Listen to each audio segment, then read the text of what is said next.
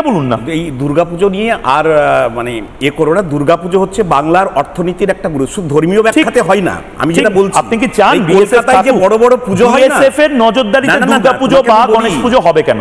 এই কলকাতায় যে বড় বড় পুজো হয়, মুর্শিদাবাদ, কলকাতা নিয়ে বলছি না তো, আমি মুর্শিদাবাদ নিয়ে বলছি। আরে কলকাতা মুর্শিদাবাদকে বাদ দিয়ে নয়, সেইটা আমি বলার চেষ্টা করছি। কারণ এই কলকাতার বড় বড় দুর্গাপূজার বিভিন্ন উপকরণ, সে তুমি বাঁশ বলো, তুমি খড় বলো, ওই মুর্শিদাবাদের গফুর মিয়ার বাড়ি থেকে আসে। অবশ্যই বাংলা, এই বাংলা, আমার মাটি আমার মা রোহিঙ্গাদের হবে না জায়গায়, সেখানে আমাদের চারপাশে বাংলাদেশি অনুপ্রবেশকারীরা, বাংলাদেশিরা তারা ঘুরে বেড়াচ্ছে।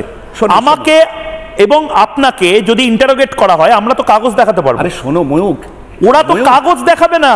আমি যে গ্রামের ছেলে, সেই গ্রামে 50 থেকে 60 ঘর হিন্দু থাকে। এটাই তো আমাদের কালচার, সেটাই তো হবে। পুজো হয়, কিন্তু বিএসএফ কেন থাকবে? সেখানকার মানুষ কেন চিৎকার করে বলবে না যে কেন বিএসএফ ক্যাম্প থাকবে? উত্তরপ্রদেশে হোলিতে হোলি হয়ে গেল, মসজিদগুলো ঢেকে দিতে হলো কেন ভাই?